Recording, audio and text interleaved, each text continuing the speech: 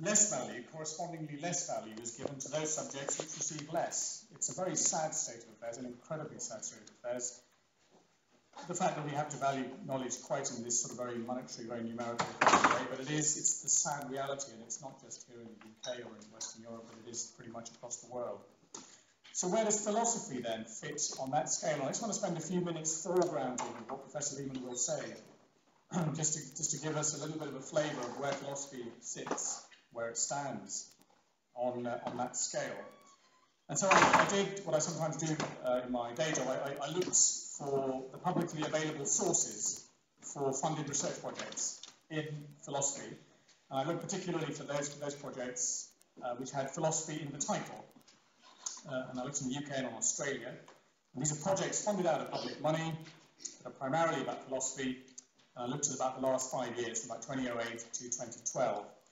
This is not by any means a perfect way, it's a very imperfect way to assess a field, and particularly one where a lot of research happens outside of formally funded projects. And there are also, of course, many, many projects which don't have the word philosophy in the title of the project. And there are, of course, many funders that I wouldn't have captured.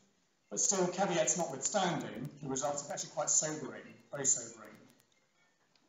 In the UK, the total amount given by some of the main research funding bodies, not all of them, but certainly the main ones, to projects which had the word philosophy in the title between 2008 and 2012 was a little bit under £1 million. That's less than £1 million for over 5 years, shared between 14 projects in a nation with at least 200 institutions of higher education. Australia does slightly better, it's about double that, and that's in a country with about a third of the universities of the UK, so it's significantly better.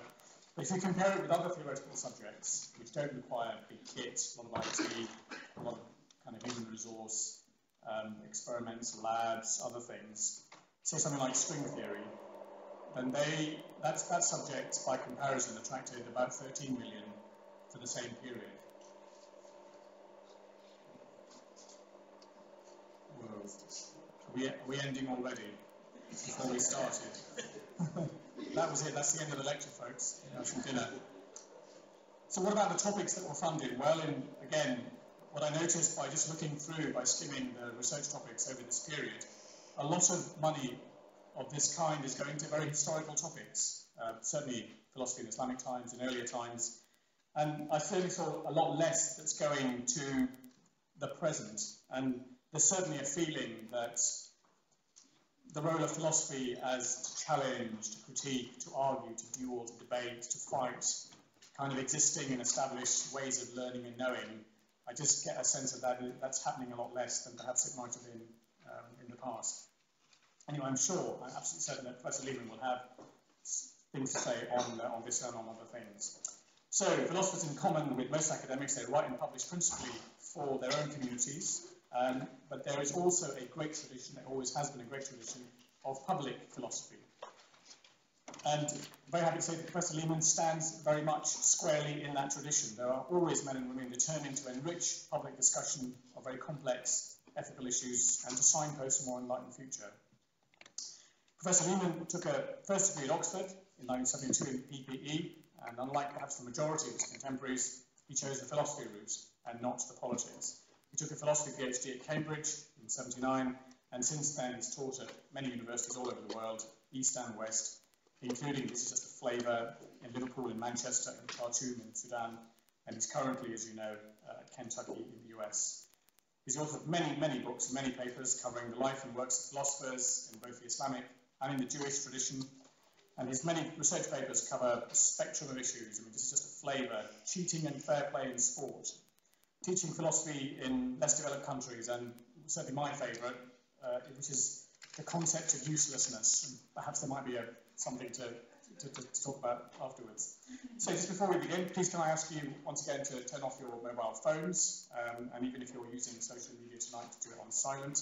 A word of thanks to our very generous benefactor, our sponsor for tonight, the Halal Food Foundation.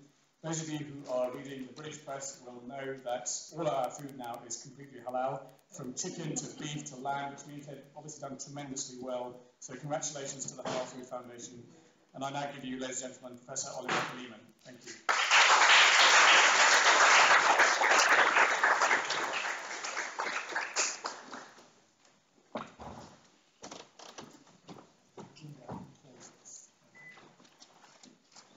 Right, good evening, ladies and gentlemen. That's a great introduction. Can people hear me? I'm afraid I have a very high-pitched, squeaky voice. No. So I'll try and speak a bit louder. I'm going to start off by talking a bit about Ibn Rushd, because I'm going to assume that some people don't know who he is or where he worked or what his main ideas were, and then I'm going to come to talk about philosophy in general. And I'm going to finish at 7 or thereabouts, and so there'll be plenty of time for questions. And I very much look forward to hearing your comments. Ibn Rushd lived in the Christian 12th century, the Hijri 6th century, in Al-Andalus in Spain, largely in Cordoba, and in the Maghreb, North Africa. He's often used as the symbol of progressive thought in Islam. So there are institutes all over the Arab world and Europe with his name, and they all have a certain fairly critical, progressive ideology connected to them. And that's because he has this sort of symbolic flavour in both the Islamic world and in the West as a critical thinker, as somebody who was not prepared to just do what religion. I should actually carry on speaking so that we can tell whether the volume is right, because it's quite difficult when somebody's. Is that the right volume? Do you think? Yes, very good. So he's a symbol of what people often call critical progressive thought. And I want to start off by saying something about whether he really ought to be that symbol, and what his main ideas on philosophy itself are, because I think that's very relevant to where philosophy is today. And then we'll finish. So that's it. I mean, why is he important? He's important not because of his role in the Islamic world, at least during his time, because after he died, even his students denied any knowledge of him. You know, Ibn Rushd never heard of him, these guys all said, because he fell terribly out of favour. And in his last few years, he was banished twice from Cordoba, as we know. The assumption is that this is because of his philosophy, but there's no reason to believe that at all. We've got no idea why he was banished. It probably had nothing at all to do with him as a philosopher. There's this romantic idea of him as a seeker after truth, and you know, this brave, critical thinker who lived in difficult times and who persisted in trying to defend reason against religion. But there's no reason to think that that had anything at all to do with his political problems. He was an important political figure in Al-Andalus, in Islamic Spain, and important political figures often have setbacks politically, especially in a country which is ruled by a caliph. So he fell out of favour a couple of times, but we really don't know why. And we shouldn't assume that it's because of his role as a philosopher. It may have been. He was much better known, not as a philosopher in his own time, but as a physician and as a lawyer. He was the head of, he was the Lord Chancellor of whatever the equivalent was at the time. So was his grandfather. In fact, his grandfather was much better known than he was as a lawyer. He came from the establishment. He came from the religious, legal, medical, intellectual establishment of Spain at the time. And we have to assume that he was very much part of the regime, and he played along with most of what the regime wanted to do. His philosophy, though, is a bit interesting, a bit unusual, because unlike most Islamic philosophers, I would almost say unlike all Islamic philosophers of the time, he was hostile to Sufism, tasawwuf. Most Islamic philosophers had a high respect for Sufism, which is sometimes called Islamic mysticism. We won't enter into that territory now, whether that's an appropriate name for it. But most philosophers, most Mashayi philosophers, most peripatetic philosophers, most philosophers who were committed to Greek thought to some degree or another, were also interested in mysticism, which they saw as a very important aspect of trying to gain wisdom. Not Ibn Rushd. He was the exception. He's very rude about tasawwuf, mysticism. Well, he's quite politely rude about it. I shouldn't say he was very rude about it, but he certainly, throughout his writings, when he talks about tariqah, the word for a path, he means a tariqah burhaniyah, a rational path. For him, a rational path is the way to hikmah, to wisdom, not mysticism. And this does make him a very unusual thinker. This does justify us in thinking of him as being rather unique, both before his time and after his time. This fascination with mysticism, totally absent from Ibn Rushd, and I think the reason is because of his great commitment to a particular image of Aristotle. Aristotle, he saw as a philosopher committed to a certain form of rationalism which completely rules out any mystical views. I mean, when I teach philosophy, my students all hate Aristotle because they think he's a very boring philosopher, and they all love Plato and Socrates especially. You know, because Plato and Socrates, they talk about love and death and, you know, things like that, and friendship, and, you know, but to Aristotle, he's a much more, of course, we only know of, most of what we have of Aristotle are really the lecture notes that his students took. So perhaps they don't really correspond to the style of Aristotle. But I imagine they do. I mean, Aristotle has a fairly middle-aged style. You know, he's always talking about finding a balance between different views. He doesn't often come down on a particular interpretation of where the truth lies, and he's very interested in logic. He's very interested in method. He's very interested in how to do philosophy, how to think, how to be a rational person. That's what Aristotle was really, really fascinated with. And so was Ibn Rushd. I mean, this is really what Ibn Rushd's philosophical output was about theory. You know, how ought we to think? And how ought we not to think? How ought we not to think? Don't think mystically. That's the first thing that Ibn Rushd was keen on propounding. But also, don't try and think rationally, but in a loose sort of way.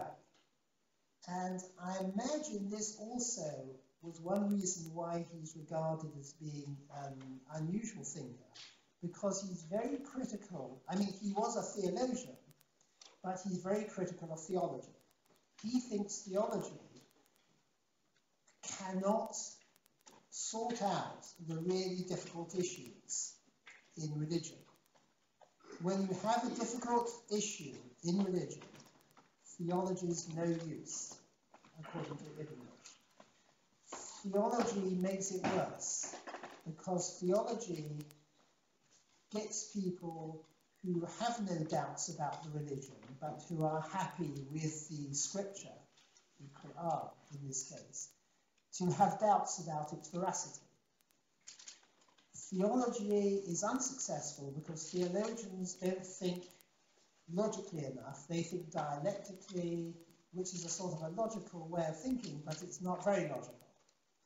And this is something which I don't know about you, but if you ever read theology, and I'm sure we all do read it now and then,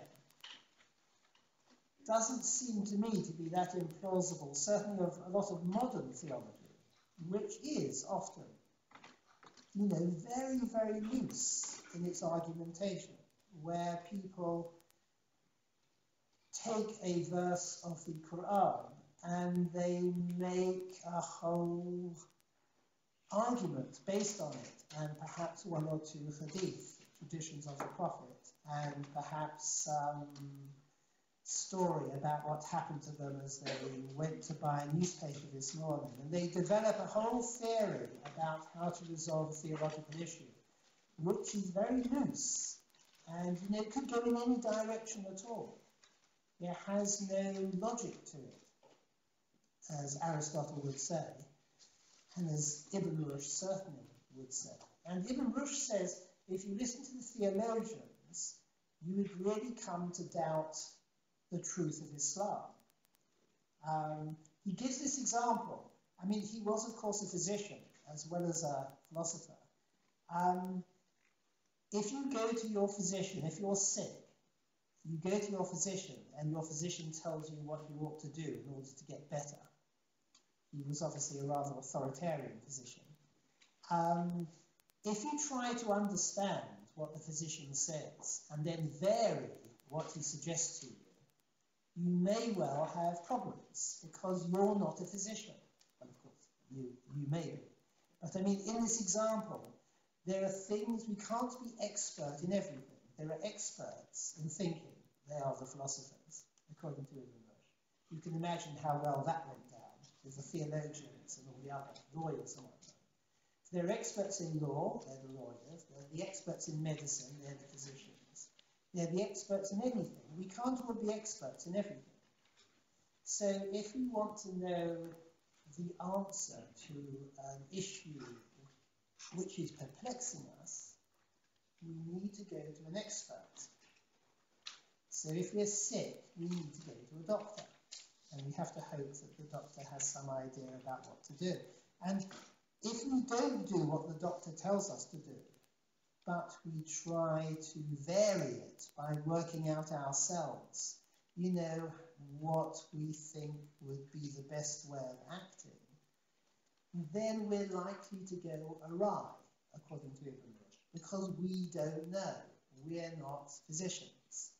Similarly, if we come across a perplexing issue in the Quran, and we wonder, what does this mean? What does this mean? What does it mean? Let me give the examples he gives. What does it mean when it says that God sits on a throne? Which it says a number of times. How can God sit on a throne? He hasn't got anything to sit on. I mean, himself. He doesn't have a body. How can he sit on a throne? And you hear the expression, God sits on a throne. And of course, it could mean other things apart from sitting on the throne. And you wonder, what does it mean? Because we know that God doesn't have a body. So how can God sit on a throne? Or should we accept that he does have a body, since it says in the Quran he sits on a throne? Well, if we're bothered by this, who do we go to help us? We probably go to a theologian, but we shouldn't, according to Ibn Rushd, because they don't know. I mean, they have answers, but the answers are very poor. And once we look at their answers, we become concerned at their lack of credibility, and perhaps we come to doubt the truth of what we read in the Quran. And that is certainly something we're not supposed to do, according to Ibn Rushd. Because in the same way as physicians, medicine is there to cure our bodies, the Quran, Sharia, is there to cure our souls, according to Ibn Rushd. And it can only cure our souls if we have confidence in it. And we only can have confidence in it if we can find a nice, logical explanation of anything in the text which is a bit difficult to understand. We can't have confidence in something which is confusing, Ibn Rushd argues. The only people we can have confidence in are the philosophers. They are the only people who really understand how to resolve theoretical issues.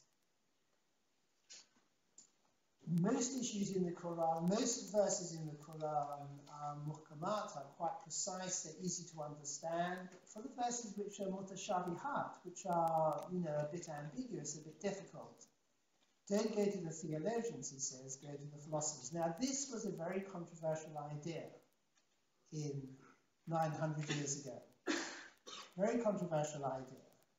When this idea went to Paris, as it soon did after Ibn Rushd's death,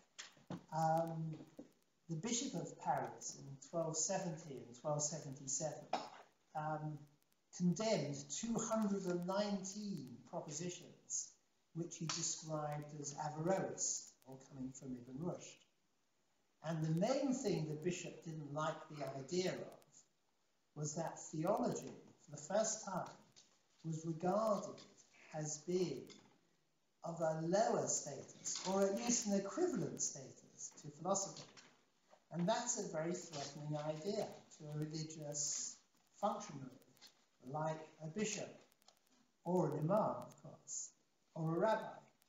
This is a very dangerous idea. And it's one which Ibn Rushd was credited with by Christians and Jewish philosophers, who really ran with this idea. His works, although they were totally disappeared within the Arab world, although they didn't disappear within the Persian-speaking world, but they disappeared largely within the Arab world until the 19th century. In the Christian world, in the Jewish world, they were very, very popular, constantly translated into Latin and Hebrew, commented on, discussed, and it's often argued, although I have no idea whether it's true, that they played an important role in the European Enlightenment. Who knows?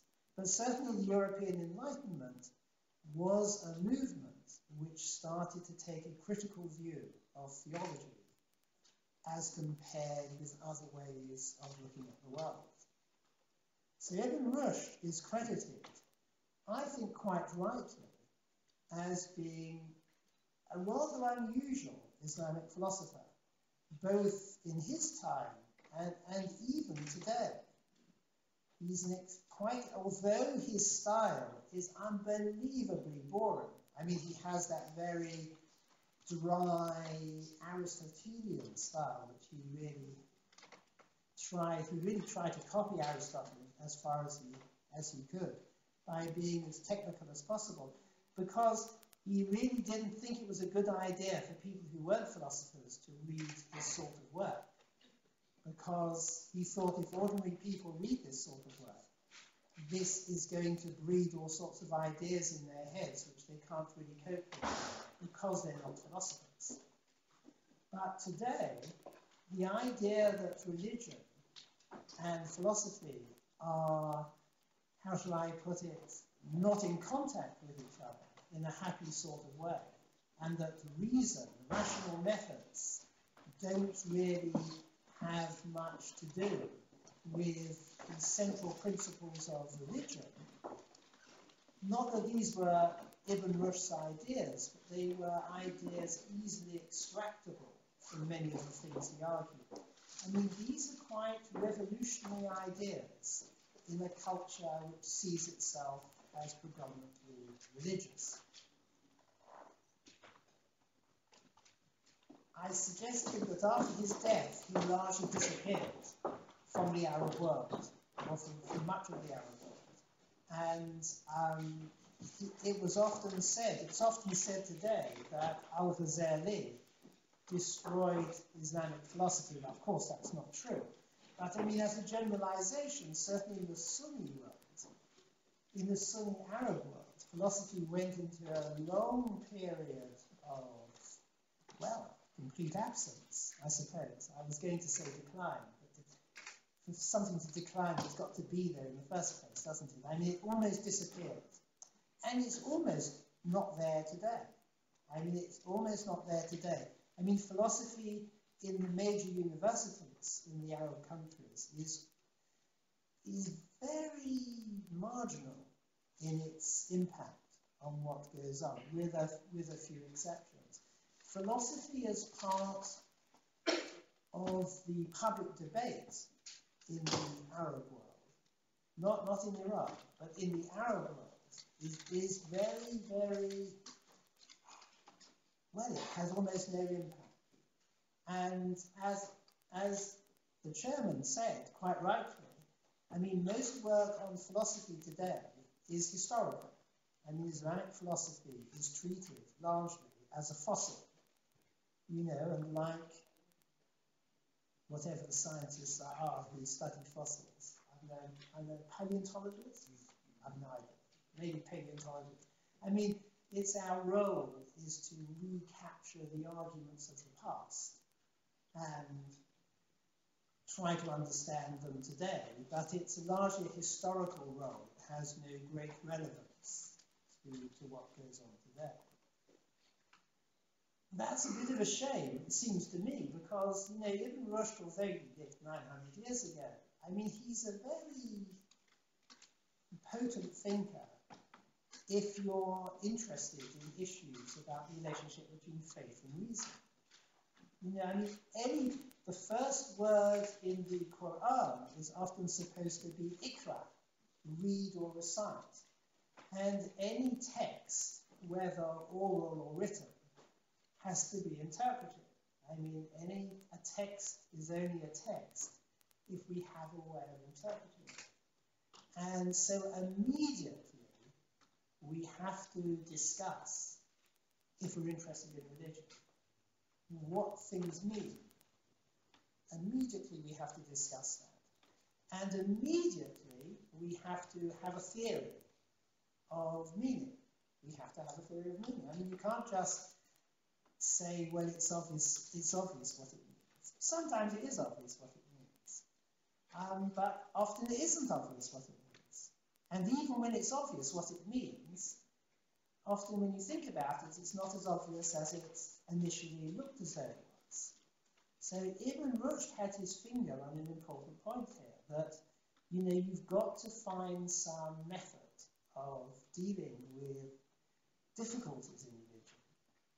I mean, unless, of course, you're a Sufi and you go around, you know, it's all talky, you know, you talk, you know, the name of God is something you recite, you know, thousands of times, as though that meant anything, and you do all sorts of whirling things or whatever. You know, I mean, see, I don't want to be rude about Sufism. Ibn Rushd wasn't keen on that approach. I mean, it doesn't actually tell you very much about what things mean, does it? I mean, the idea of the hostility of his to Sufism really comes out with Ibn al-Arabi, one of the greatest Sufi thinkers, who, according to him, I mean, he had a debate with Ibn Rushd while he was alive. I'm sure this never happened. But according to Ibn al-Arabi, who's, you know, a major Sufi thinker, perhaps the major Sufi thinker, Ibn Rushd was, of course, completely flabbergasted by the brilliance of the younger thinker, and, you know, he realized that his philosophy was completely overturned by Sufism. I don't believe that was what happened if there was a meeting. I'm sure there wasn't a meeting, but there is a nice story after Ibn Rushd died in the Maghreb in North Africa, that Ibn al-Arabi actually transported his bones back to Al-Andalus to bury them. Symbolically, this is Sufism burying Ibn Rushd's type of philosophy, obviously. And apparently he had a donkey. I think it was a donkey, wasn't it, of course? I think it was a donkey. On one side he had Ibn Rushd's bones, and on the other side he had his books. You know, so balance out. But the implication is he's going to bury both. And he did, actually, because, you know, Sufism is much more popular today than the sort of peripatetic, Mashai, Greek-oriented thought that Ibn Rushd presented while he was alive. That whole tradition really has not continued in any sort of meaningful way, except insofar as it's become the name of a whole variety of institutions, including this lecture series, in the Islamic world, which takes a particular attitude, and I argued an Ibn Rushdian attitude, or an Averroistic attitude, towards the relationship between faith and reason. And this is an attitude which is based on the idea that in a debate about religion, well, in a debate about anything, but particularly about religion, you really have to use what philosophers regard as strict methods of argument.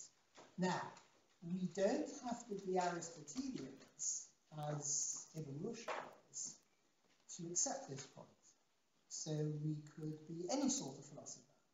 And there are all sorts of philosophers that exist today, and they do things in very different ways.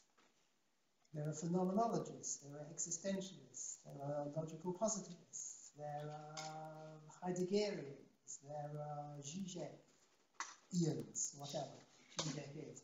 I mean, there's a whole variety of different thinkers. It doesn't matter what the particular, I mean, to broaden what Ibn Rushd says here, it doesn't really matter what sort of philosophy you pursue, it might be said. I'm sure he would say it. But I'm saying, it's important that how you go about things has some sort of methodology to it. It's not just reading one or two passages, one or two hadith, one or two ayah, and coming out with an answer, which is obviously the answer you had before you read those passages. You know, it's not just confirming something you already know. The exciting thing about philosophy, if it is exciting, is that you work to conclusions which surprise you and confuse you and make you stop and think. And in that process, you start to really engage with the material that is before you. Ideal. Of course, that is an ideal. I mean, most philosophers like me, we earn our living by reproducing the same old stuff. I mean, you get into a way of arguing, and, you know, you're not going to change unless you're Wittgenstein or somebody, you know, wonderful. You're not going to change. That is what you're going to do for the rest of your life, and that's what people expect you to do.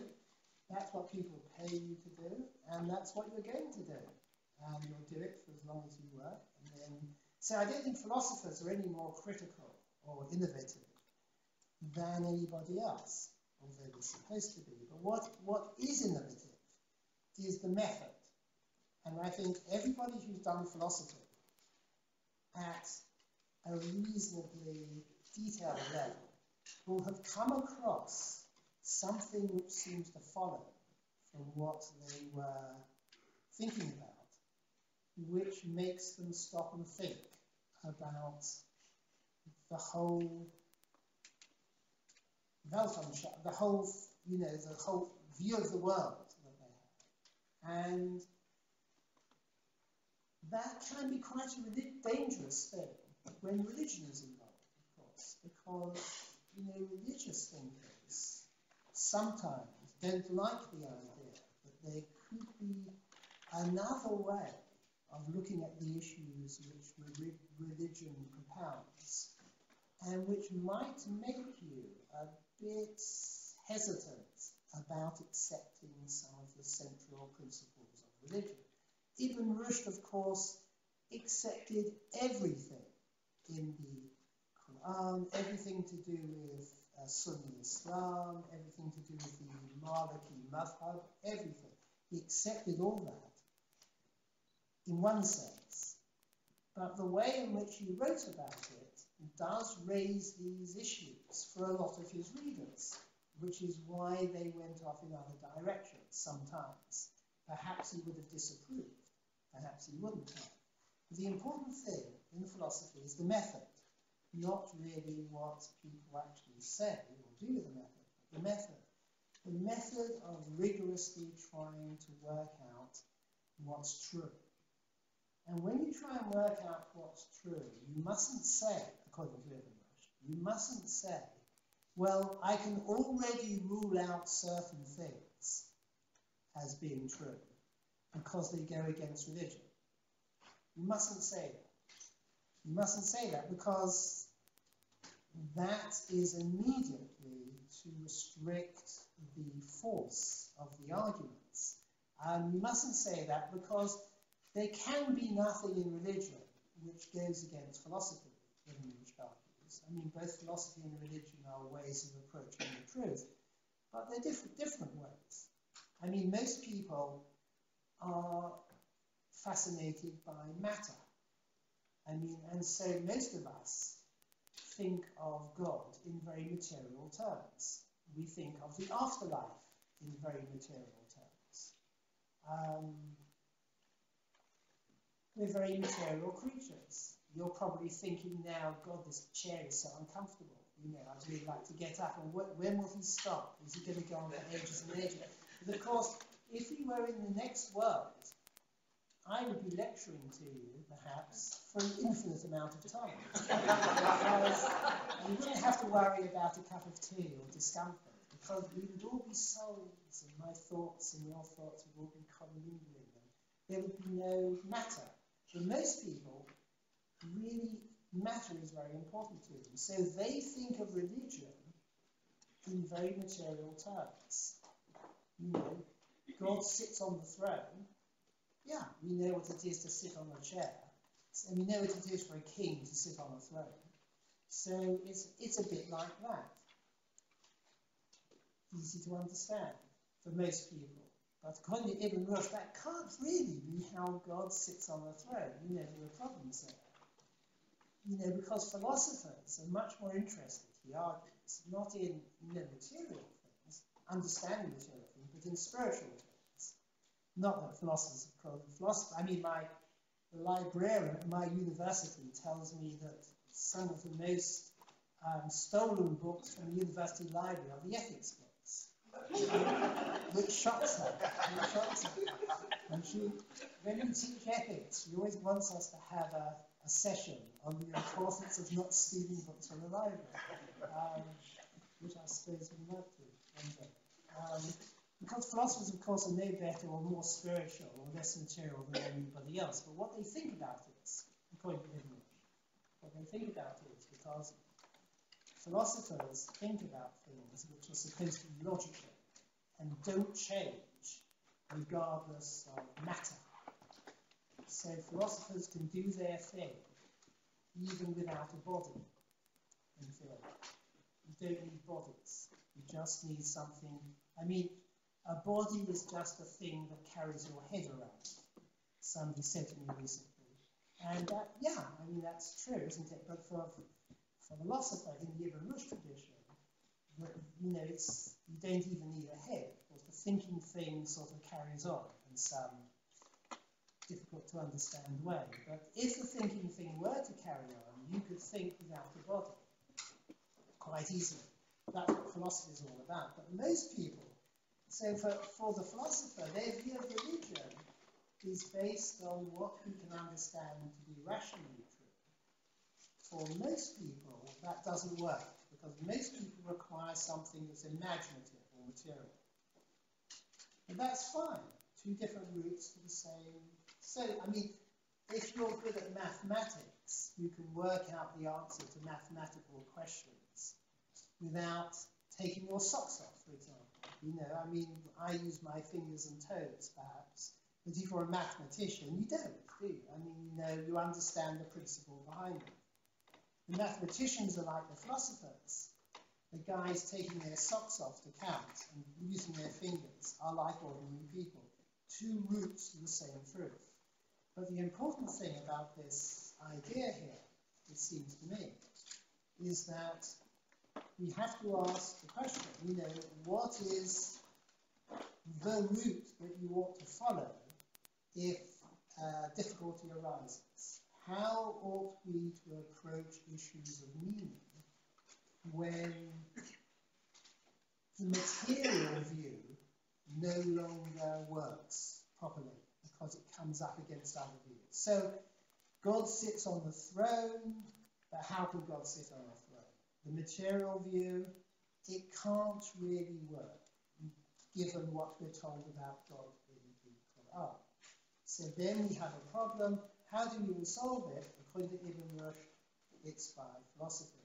And I mean, this is the theme really that I want to push here a bit, that philosophy, in whatever form it is pursued, is a vital aspect of any sort of intellectual community. Of course I would say that, wouldn't I? Because that's how I earn my bread and butter. I mean, if I was a broccoli farmer, I would be telling you how important broccoli is, obviously. I mean, but this is an argument for philosophy as a very important form of any intellectual life in a community, like the Islamic community. And the fact that in large parts of the Islamic world, philosophy hasn't had much of a place for a very long period is an intriguing phenomenon. I'm sure that ordinary believers, whether Muslims, Christians, Hindus, Jews, whatever, have very similar views often in religion. I mean, they're completely untouched by most philosophy.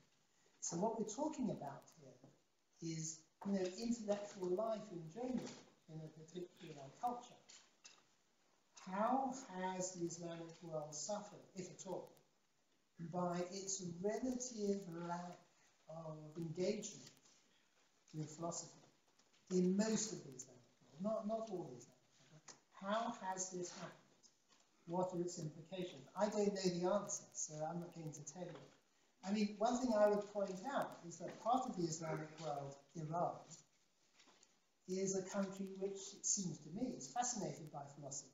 I mean, in downtown Tehran, there is a bookshop, we were there a few years ago, weren't we, which only has philosophy in it. I mean, I don't think such a shop could exist in London or New York. I mean, all it had were philosophy books. Philosophers are important figures in Iran. And I don't think we would say that Iran is necessarily the most perfect image of a society that we would have, despite its love for philosophy. Or we may disagree, of course. But I mean, it doesn't mean that a society can't work without philosophy. Of course it can. It can work very well. But the question is, what does a society or a culture, how does Islam as a religion and as a community and as a way of life, how, if at all, is it limited by the lack of interest, relative lack of interest, of philosophy, in the sense of philosophy as a living tradition, not history? I mean, there's plenty of history, plenty of people, as Ihsan was saying, are interested in the history of philosophy. But why aren't people more engaging with philosophy as a route to understanding contemporary religious ideas? I see I've already gone beyond 7:05, so I'm going to just take a couple of minutes to finish, and I look forward to your questions, were you to have them. I'm sorry to finish on such a speculative note, but I don't know the answer. I mean, I obviously don't know the answer, why a particular culture.